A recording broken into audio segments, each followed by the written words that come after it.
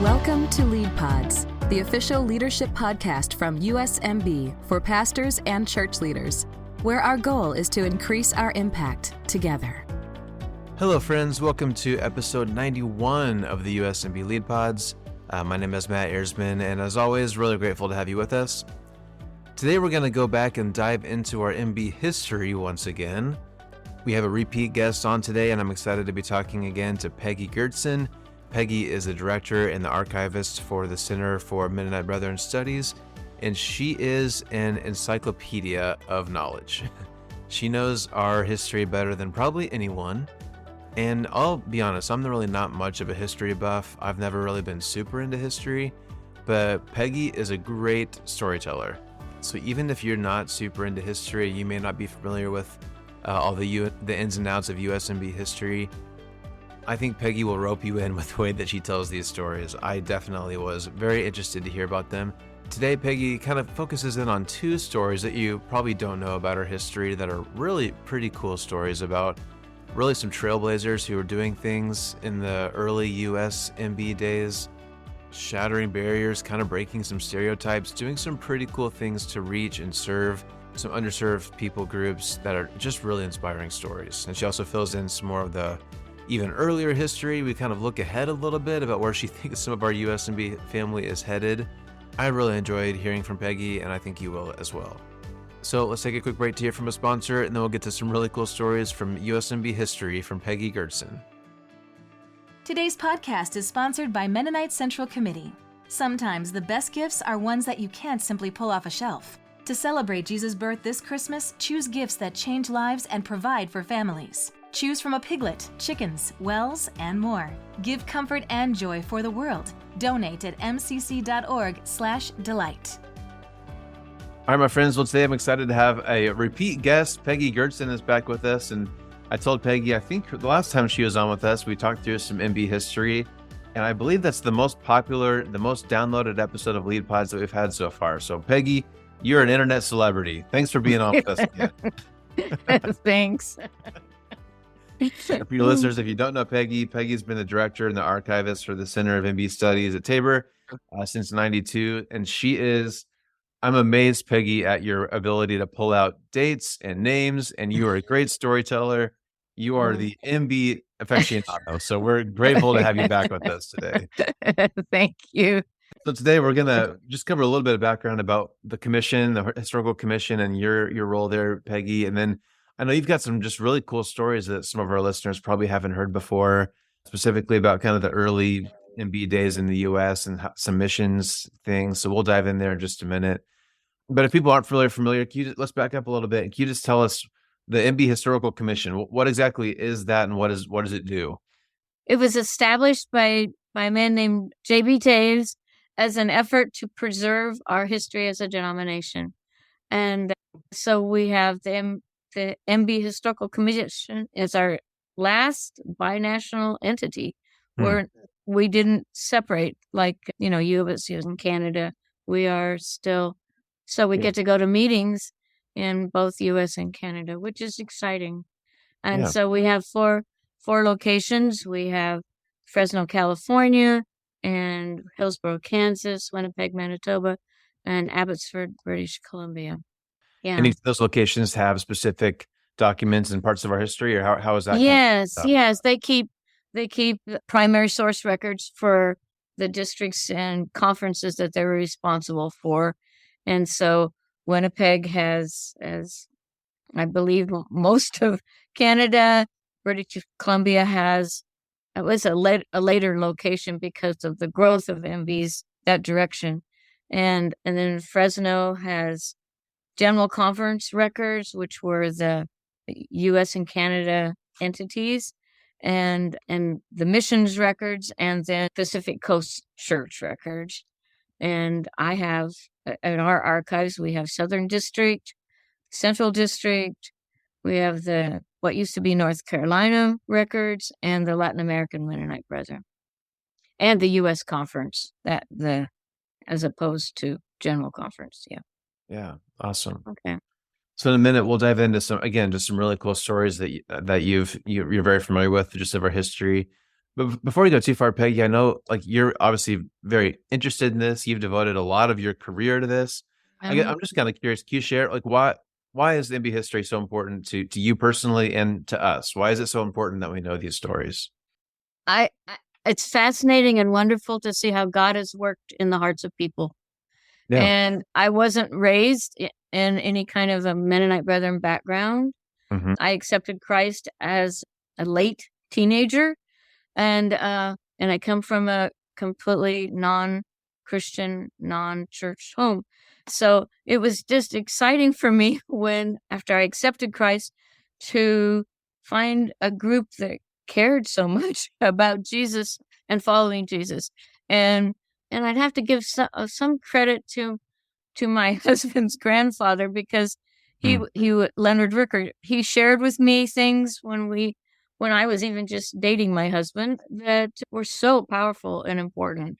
His passion for the for the Mennonite Brethren Church and for what they did, and Tabor Hmm. College and all of that. It was just wonderful. Yeah. So to have that was yeah, great. Yeah. Yeah. Very cool. Okay, well, let's dive in, Peggy. Like I said, you're a wealth of information, a wealth of really interesting, cool stories. So, I guess before you go too far, I want to just, like I said earlier, we had a whole podcast where we did kind of a really quick, but a really, at the same time, in depth history of MBs, where we came from, kind of leading us to today. So, if people missed it, I encourage you to go back and listen to that. But if people either forgot or maybe missed that episode, can you give us kind of a brief overview of how do we get to the U.S. in the first place? Because I think a lot of people know Russia and that area is kind of where we came from, but remind us, how do we get from Russia to here? Okay. Okay. Well, as the Mennonite Brethren group was established in 1860, and the Crimmer Mennonite Brethren group was established in 1869, both born out of renewal movements, and they were still part of the larger Mennonite group, but these renewal efforts established separate entities, what became separate entities. And so these were basically farmers in the Ukraine and the Crimea, and they'd had this renewed commitment with Jesus Christ and wanting to share their life. In 1871, South Russia decided to implement a Russification process. Up Mhm. until this point, the all of the Mennonites, including Mennonite Brethren and Queer Mennonite Brethren, were able to speak German in their worship services and in their schools, and have religious freedom. They have been given what was called Glaubensfreiheit, and they could farm their little piece of ground that they were given. And then suddenly, along with Glaubensfreiheit, was the privilege of not being forced to serve in the military. They could Mm. keep their distinctives of teaching the Bible and the teachings of Jesus, and along with that, part of it was the peace, holding to the position of peace. And Mhm. so they got to do that. And then suddenly Russification process comes, and they're told that everything has to be in Russian, schools, church services, everything, and that all the young men had to go into the military. And so this just raised red flags everywhere. Mm. And so was the ambassador, when he gave this little edict, and then said, "Oh, well, it doesn't have to be right away. You don't have to change right away. We'll give you a little bit of time." But you see, the damage had been done Mhm. because he'd already said they had to change. And so many of them believed that God wanted them to relocate, and so they began looking for new places to live in religious freedom. And so that's where North America comes in. We Mhm. have we have the railroads. They have all this land that they want to sell to people, and these groups, these immigrant groups. Oh my goodness, this is like a live audience, and they Yeah. want to entice them to come, and America was giving them the freedom of religion, Mhm. and so the railroad agents, they just keep offering, making proposals, yeah, and so, like in my particular area, it's the Santa Fe Railroad, and Mhm. they're even They're even, meeting people at the train station. In Nebraska, it's the Burlington Railroad, all the way up north. Mm-hmm. And so in our particular area, there was a Carl Bernard Schmidt that the Santa Fe employed. He was a grocer out of Topeka, Kansas, but very fluent in German. And so he acted as a liaison between the Mennonite Brethren, other Mennonites, the Crimmer Mennonite Brethren, and to entice them to come to this southeast Kansas. So, and that's what they took him up on that. Yeah. Believing God wanted him here. Yeah. So the very early U.S. MB settlements then would have been Kansas. Where were kind of the very first handful? The very first MBs were Manitoba, the Dakota Territory, which was now North and South Dakota, Minnesota, a little bit in Michigan, Nebraska, and Kansas. That's the Midwest corridor. That's what now there are already Swiss background Mennonites living in Ohio and Virginia and Indiana and all of that. One of the interesting pieces to me about this whole immigration thing is when the Mennonites wanted to relocate to North America, the ones that believed that God was asking them to move, it was their spiritual cousins in Ohio and Indiana and Virginia, the Illinois, that put up the money for passage for a lot of them, loaned it to them, in some cases gave it, and so that they could come without too much hardship, but still they had to pay back a lot of that. Yeah. So the Mennonites who had been here since the 1600s, helping out the 1870s ones. Isn't that neat? That is when very you think cool. about that? Yes, that's awesome. That is mutual aid. Definitely. We're helping each other. No, it's an amazing thing. And Definitely. yeah. And most of those Swiss background no longer spoke German. They've been acculturated, earlier, whereas the ones coming from Ukraine and Russia and Poland, they were still speaking German. In fact, they were terrified. They didn't know what the English people were saying. When they first came. So today you've got one specific story. We were chatting before we started recording. That's a really neat story. So we'll dive into that in just a minute. But before we get too specific, I know, again, you also mentioned that really from day one, missions and spreading the gospel has been pretty core to our MB identity. So once we started to get kind of established in the U.S., or I guess even before we got established in the U.S., that was a big part of our history. Can you tell us about even back in the Ukraine days, or now that we're in America, how did that kind of affect the early U.S. MB days? Okay, so the mass immigration starts about 1874. Okay, so you have all the large congregations coming from Russia, but they saw a need to get together these groups up and down this Midwest corridor. So they actually had conference in 1878, an official Mennonite Brethren conference. That's just 4 years after the initial people came. And they would always take a love offering among each other. Yes. And as early as 1881, 82, 83, they designated part of their love offering for missions. So they knew there was a need and how to do it.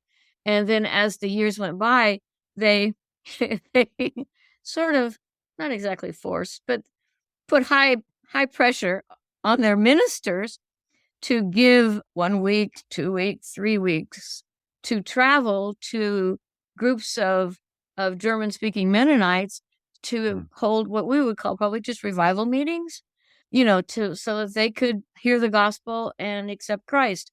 And so they would assign these ministers a week in Paxton, Nebraska, a week in Minnesota, or 2 weeks, and somebody had to pay the travel, so the conference did that. And so they were doing that from day one, almost day one. Yeah. Well, again, before I dive too far into the specific story, I know one thing that the commission has collected over the years, maybe you can help me. I'm kind of hazy on some of the details, but I know they have these kind of profiles of some of the really early heroes, aren't they right? neat? Aren't they wonderful? Yeah, I've read several of them, and they are very cool. So if people aren't familiar, can you remind us what If you is go that to the project and where do we find it? MB Historical Commission website, they have all those online. The stories of different leaders and just influencers among us. Yeah, there's some wonderful stories. In the church bulletin, they would put these in every MB church in U.S. and Canada. Yeah, and now I think they need to ask how many they would like in their church bulletin. But that's a neat system. Yeah, it is very cool. Yeah, So if people haven't checked it out, there are some really cool stories there. And if I'm not mistaken, I think the next issue of the Christian Leader, the November-December issue, is going to highlight a couple of those in the next magazine, so you can check those out. But again, Peggy, we were talking beforehand that there is a cool story of how some of the churches got started in, I think it was Carolina. So can you just remind the story that you and I were chatting about? That's just a cool story. Can you repeat that for us? All right. Not far from where I live, in a town called Lehigh, Kansas. I live in Marion County, Kansas. There was a couple, Henry V. and Elizabeth Wiebe, and they felt called, and they were part of the Crimmer Mennonite Brethren Conference. They felt called to do missions in India. And so they applied to what we call KMB conference. And for whatever reason, in the German, they decided that they couldn't send him yet over there. Not enough money, not enough whatever. Find something else right now. But they had this tug in their heart to serve the Lord overseas. But so they waited and they looked around, and Henry V. Wiebe had a brother, Peter V. Wiebe, who worked in an orphanage in Flat Lick, Kentucky. And so they decided that they would travel on the train and check that out. And around the same time frame, there was a single Presbyterian woman, a missionary in North Carolina, who believed very strongly in educating Black children. And she was establishing schools up and down North Carolina, the South. And so she put little ads in the Christian missionary papers asking for workers in her school/orphanage. And so Henry V. Wiebe and his wife, they saw this, and they visited with their brother, who was already working with orphan children in Kentucky. And in fact, while some people heard, oh, these Wiebes want to go to North Carolina, they want to help with Black children who have nowhere to go. And so they actually, a couple brought a couple of children to them on the train and said, here, check these children. Oh, wow. And they hadn't even gotten to North Carolina yet. But anyway, so they made the move to Elk Park, North Carolina. And there was a 2-story home building. And the Wiebes had school in the first floor. And on the second floor, they slept with these kids upstairs. So it was a magnificent thing. And it was a magnificent thing. But the people around them didn't think so. They were very upset about the color barrier that had been in their minds broken. But they kept on, despite rocks thrown at them and death threats and all of these kinds of things. They kept on.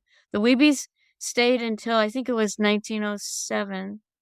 And they had been joined by the Jacob Cheddars just shortly before there from South Dakota. And then the Wiebes, they finally left. And then the Jacob Cheddars stayed. In fact, they lost their daughter up there. And the daughter, a little girl, burned to death.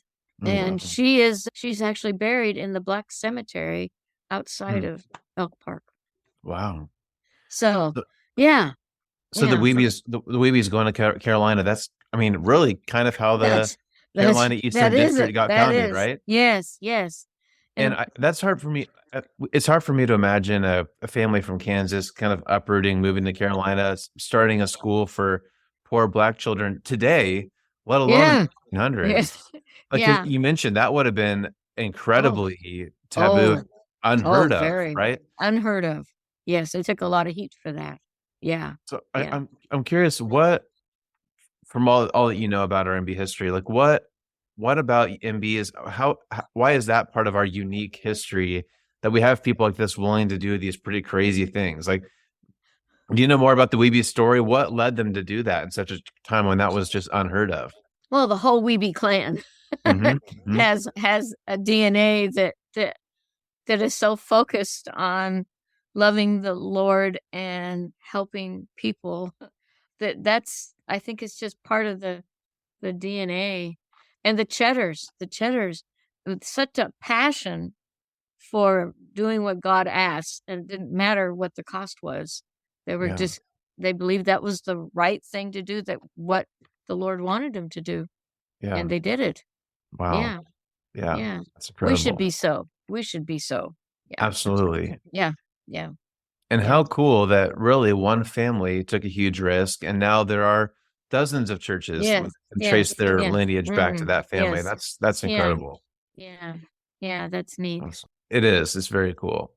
So again, you're just a wealth of information and great stories. So I'm just curious, what else can you tell us from those early days? How else did things start to branch off and spread other than that one individual story? Do you have some others you can share? Oh, I think the story about Post Oak is pretty interesting. The work among the Comanche Indians. Okay, that there we still have a church there. The Heinrich Kofelds felt a desire to give out the gospel to the Comanche Indians, and they also come from Kansas. Okay. And yeah, and they went and tried to share faith with Quanah Parker and the whole Comanche Indian group that was down there. And a lot of resistance, just that was just what he called cold hearts. And and finally one of Quanah Parker's wives was more receptive. And after Kofeld, he kept trying to visit and all that. And finally, her husband, Quanah Parker didn't want anything to do with him. And she finally said to him, I want you to build a house for this Jesus, because this man is good. Yeah. He said, let him build a house for Jesus. And so, they finally made that kind of an inroad. And then the Kofelds, they were there like maybe 8 or 9 years. And then Abram J. Becker and his wife came, and he met the same kind of cold hearts. I mean, people that they just really didn't care. But God did an interesting thing, because his wife was hired on, Magdalena Becker. She was hired on as a field matron for the government. So she was basically hired to make visits to all the Comanche Indian homes, teach them how to take care of babies and feed families and do gardening and all kinds of things that you would do. Social work, we would call it like social work. Yeah. Okay. And she filled out reports. But and in the middle of all this, she loved on these people, and she kept little records. And so after a while, it was the women who were receptive. They tell a story. I heard this story when I was in the Bakersfield, California church. A woman named Herwana Vogelmuth told me this story, that said she was named for one of A.J. Becker's children, and that Mrs. Becker was so depressed and discouraged because nobody was receiving Christ. They were it was a very bleak, depressing time. And she was sitting under a tree and crying, and one of the Indian women says to her, why are you crying? And she goes, because we've been here so long and not one of you has come to Jesus yet. And they said she said that was the breakthrough, because this woman went to her other women friends, and they all started coming to church and accepting Jesus. Hmm. the daughter's name, and so Mrs. Becker named her daughter Herwana, which means the light has come or the dawn has Oh, come. wow. Oh, See, that's and for cool. the gospel came. Yeah. Yeah. And so, yeah. So they labored a long time and finally saw some fruit. And Yeah. they had a good school there at Indiahoma and all of that. And yeah. Very cool. Very Long, cool. long, a good ministry there. Yeah. Awesome. I don't know if you've thought about that, or I'm sure you have, but like there's obviously kind of eras of our history, right? So I don't know what you call what we're currently in the last 100 years or whatever, kind of the more modern MB history. We've been talking about kind of early 1900s, late 1800s. Yes. Again, this is something I'm not really familiar with, but I'm kind of gathering that when the Kremer MBs and the MBs came together, and I don't, there's maybe it's sometimes when we stuck with the Mennonites and other times when we kind of broke away from the Mennonites.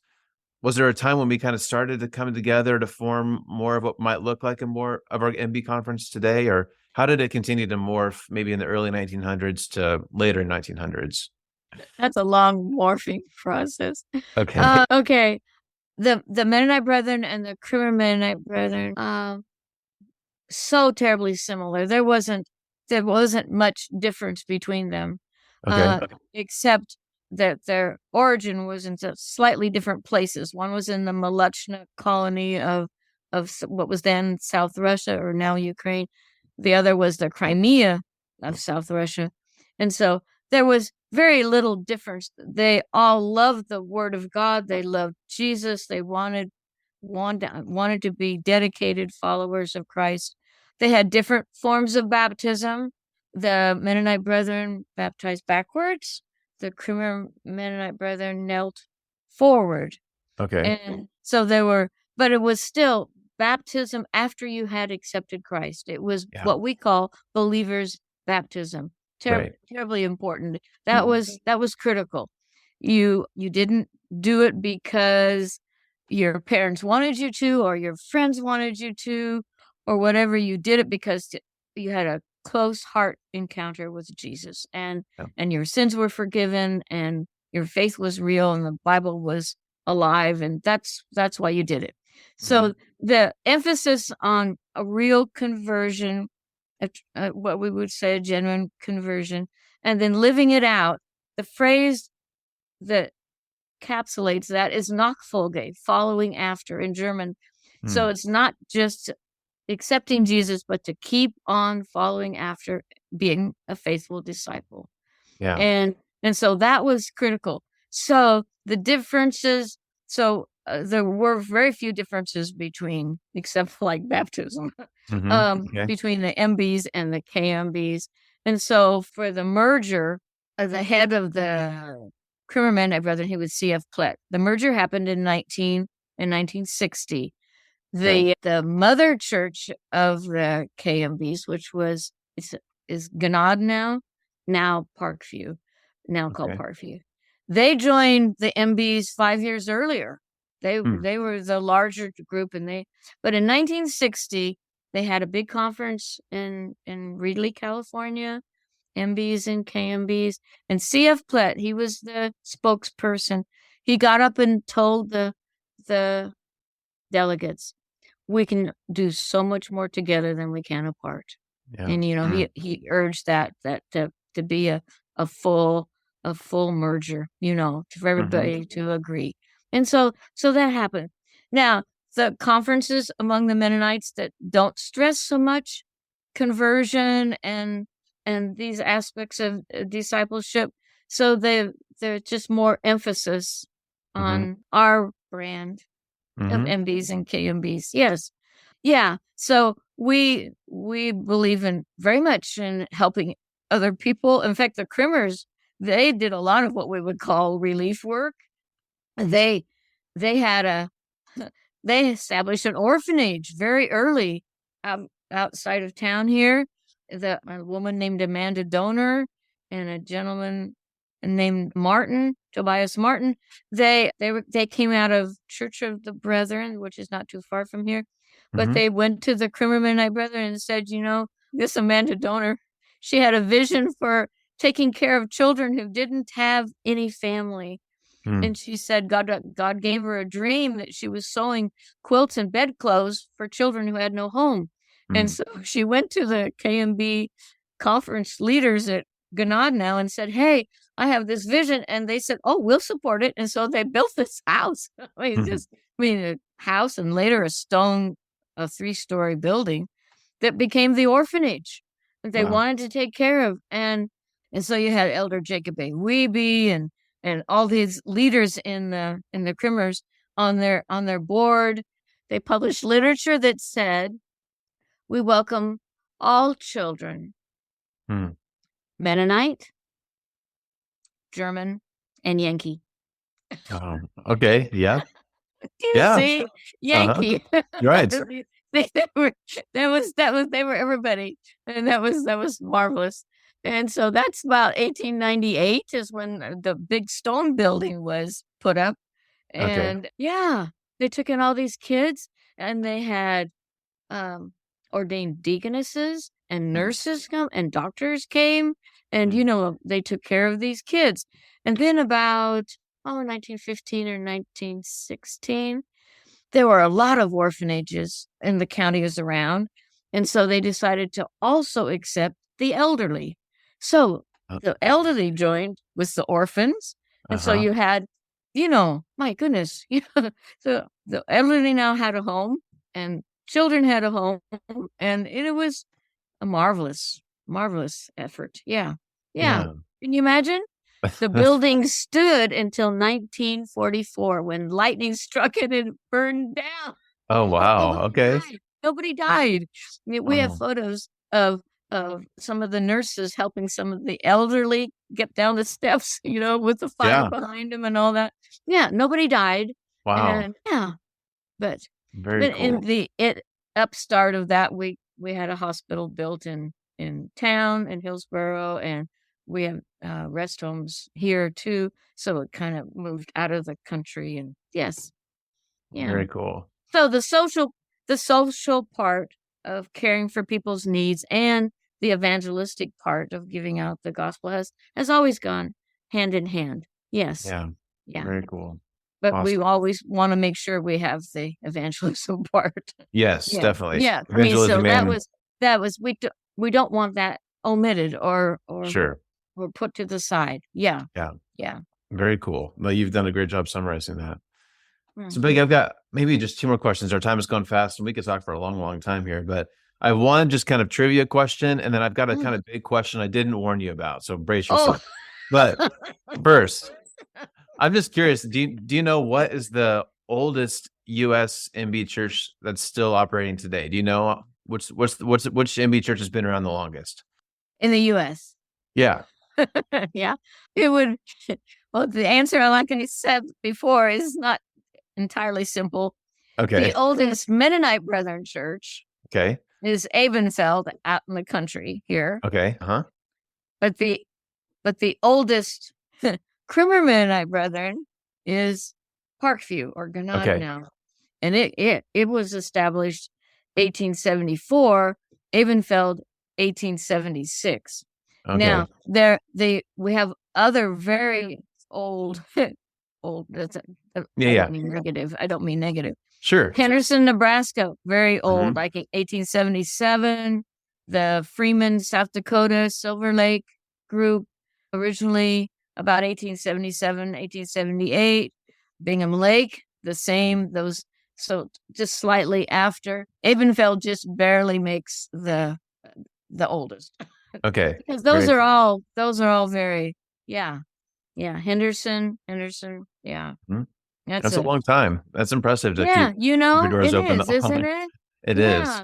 These congregations have been the mainstays of us, and people moved west from them, and Okay, well, here's my big question. Are you ready? Oh dear. Okay.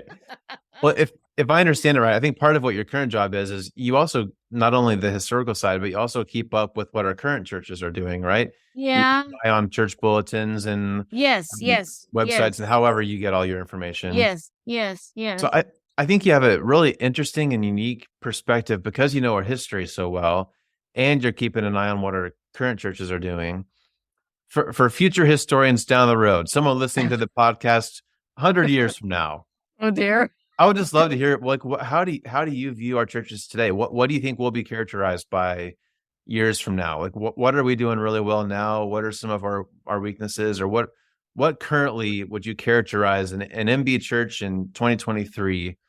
What are some of our distinctives? What are we doing well? What are some historical landmarkers for future historians? Wow. Oh, Matt. I would, okay. Future landmarks.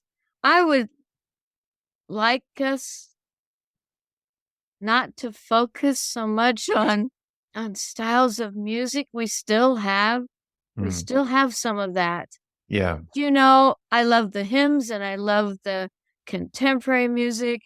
It's all about Jesus, and I think it's terribly important to not to exclude one from one group that prefers one way from another. Yeah. We Agreed. have some wonderful hymns, which when I first became a Christian, I memorized them, I learned them. The Old Rugged Cross and What a Friend We Have in Jesus, Yeah, and all of that that were really foundational for me in the beginning because I didn't know a thing. sure. But the new contemporary songs are just some of them. The truths are so simple and profound. Yeah, People say, "Well, too repetitious." Well, my goodness, a teaching aid is repetition. I absolutely. think that's good too. I mean, I love both, and I think God speaks to us through both. And I think Mhm. to give space for each other is very Yeah, important. I would yeah, like to see that. I hate to see people, corn up in a corner. Well, and also I think not to worry so much about doesn't have to be King James or amplified or New English Standard, whatever. I mean, I hmm think the word is the word, but to keep on loving the word because yeah, that's where the power and the truth is, and, hmm that's how we grow. Is when we feed on that and are nurtured by that. I would like yeah, to see that, and to keep on being welcoming. One of the things I love about the history of the Avonfeld Church is that the original membership way back when hmm was 2/3 Catholic, Lutheran, and Reformed, and Oh, 1/3 wow, Low German. Low interesting. German is we'd be like the early leaders, almost all of them were Low German hmm in Russia. And they welcomed everybody. It didn't we were all equal and level at the foot of the cross. Didn't Yeah, make difference what kind of German you spoke, or what kind hmm of food you ate, or what kind of idioms you used, just whether you spoke English or German or hmm French or whatever, Dutch. yeah, It didn't matter because we were coming together. And I think that's a great thing to gain to a goal to have. Yeah. yeah. I think it's important. Well, I think you just Yeah. mentioned something along the lines of our history has a lot of, we hold with both hands evangelism and social work, right? We're going to care for Yeah. orphans and Uh-huh. tell them about Jesus. Yeah. We're going to Yeah. study We're the gonna word of do it. God, and we're going to go on mission. So Yes. I Yes. think those, I think some of those really core foundational MB things, I think are still strengths that we still hold today. Would you agree with I that? agree. I agree. Yeah. Absolutely. Cool. And I love to see young people going on mission trips. I think it's fabulous. It's Yeah. wonderful. But Yeah. also that they serve in kids camps Yes. and they teach in schools and have Bible camps. I mean, we do both. We get it. We get it all. Yeah, if Yeah. they can serve the Lord, we can serve the Lord. Here, there, in both places, all and support each other. Yeah, the Yeah. kingdom of God will grow. Yes. Absolutely. Yeah. Absolutely. Yeah. Peggy, whenever I talk to you, you always have a new story I haven't heard before, and it's just delightful. You're a great storyteller. Your mind Okay. is I can't believe how sharp your mind is. Oh. I can't recall last week, and you've got things from 1800s memorized. So I'm very impressed. Okay. Okay, thank you. I guess kind of last Okay. thing, if people want to dive a little bit more into history, do you have any, where can people dive into some more stories like this? We mentioned the heroes website that's Oh, available the online? Profiles of Mennonite Faith are good stories. We have, there are history books, we have even just seeing the basic history is Mhm. a good thing. There was one gentleman who includes all the different branches of Mennonites and does a nice job. His books have been republished over and over again, reprinted. C. Henry Smith, and he does a Okay. lot of, if you find a book on Amazon, Uh-huh. he Yeah. has the coming of the Russian Mennonites, the story of the Swiss Mennonites, the story of the Mennonites. I mean, he does a nice job, and it's a good baseline. You can always ask questions then once you read it. Yeah. Cool. Anyway, Well, Peggy, you do a great. I'm glad we have your role, and you're the perfect person to fill it. So thank you just for all the work that you do for our Okay. denomination and for your okay. time today. It was great chatting Oh. with you. Thank you. Yeah, blessings.